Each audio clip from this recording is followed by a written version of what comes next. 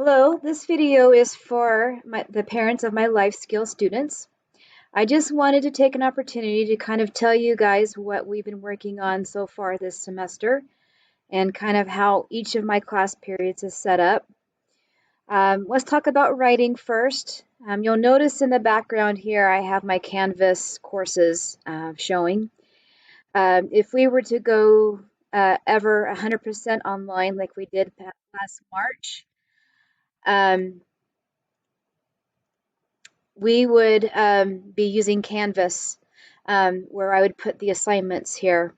So those of you who are unfamiliar with Canvas, this is what it looks like. And this is something we'll be using as a tool if we were to ever to go online in the future. So in our writing class, I have two writing classes. I have some of my students in B2, and I have some of my students who are in B3. We're doing very similar things in both classes. We're doing something new this year called Write Right, where we do just review of different rules of writing that they have learned in the past that they may have forgotten. So it's been a great tool to remind them how to capitalize. What are the rules for capitalization? What are the rules for punctuation? And various things like that that they may have forgotten. That's been a good review for them. We've also been doing journals in our writing class. We've done grammar reviews. One of my class periods is doing present tense verbs.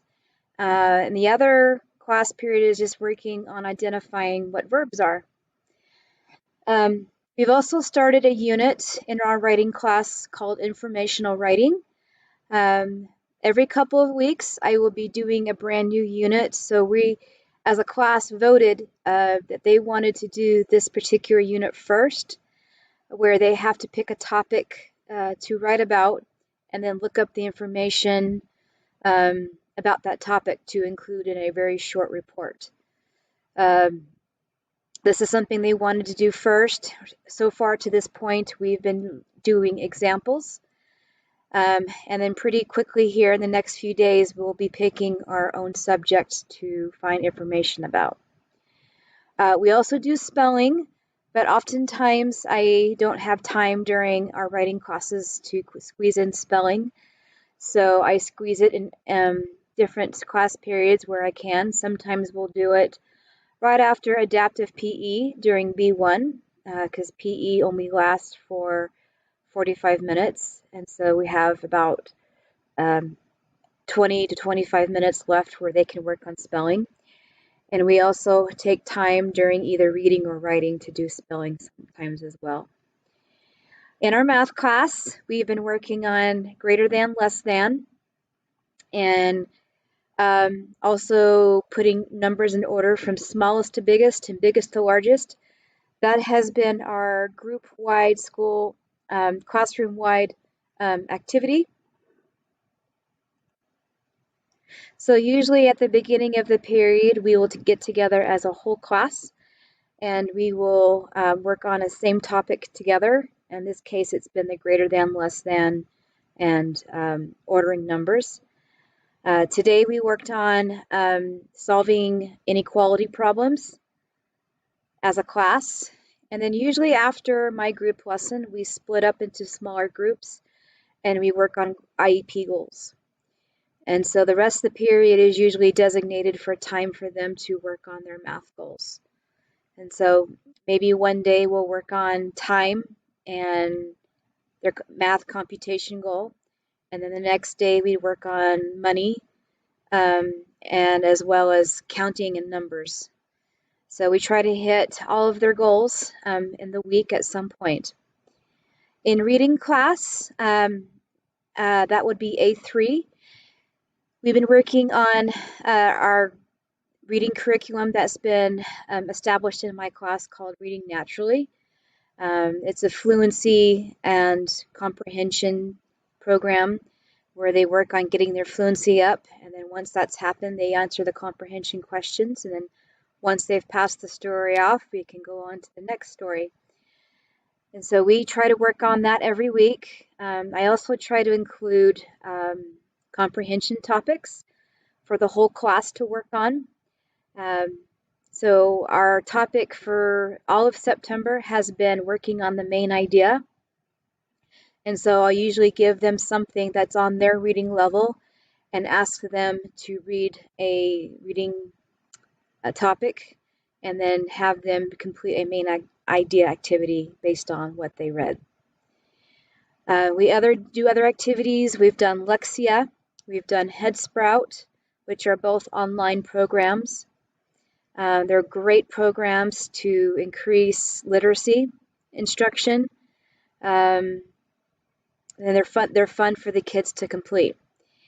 We do things like fry phrases and grocery words and community words and fluency passages, and those are all aimed at trying to get their decoding or fluency up. I forgot to mention in math, we have two different websites that we use a lot. The first one is IXL.com, and the other one is brand new this year. We started to use Prodigy, so every once in a while, the students get on Prodigy website, which is a game-like website, so it's super fun and the kids enjoy it, but it also works on math skills at their level. In our B4 class period, we've worked on a few different things. That period is designated as our social skills / life skills /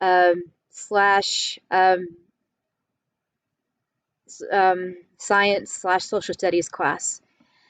So far this year, we've been reviewing some important social skills topics such as listening and following directions, both of which are important to get started in the school year with. Last March, we were in the middle of doing a program called Circles, which is a social space and relationship program. How close do we get to people who are in our world of circles? So how close we get to our family members versus how close do we get physically and emotionally to strangers. And so we were in the middle of that in March, so I decided to come back to it now so that we can finish it up. So we've done circles already this year, and we've also done a little traveling, pretend traveling. We went from Pleasant Grove, learning about things that are unique about Pleasant Grove, and then we branched out to talk about Utah. And now we're branching out again to talk about other states. And I'm going to be starting with the states that are immediately around Utah.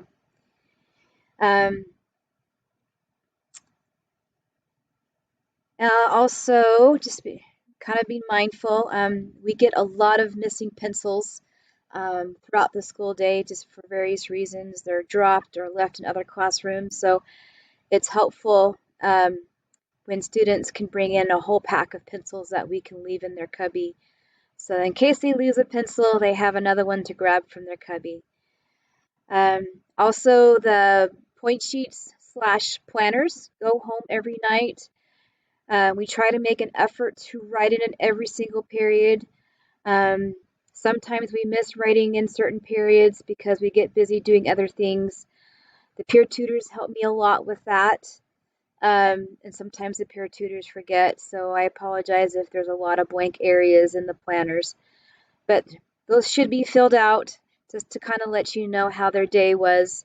One side will list how their behaviors were for that period, and then the other side will list what kind of work was completed that period, so you guys can get a quick snapshot of how your child's day was. Okay, and I think that's all. So if your student comes home with their planner, just make sure you take the opportunity to check that real fast. And if you have any questions for me, feel free to write in that planner. And then we'll hopefully make sure we see that as the next day as we start writing in their planners for the next day. Okay, I think that's all. Okay, thank you.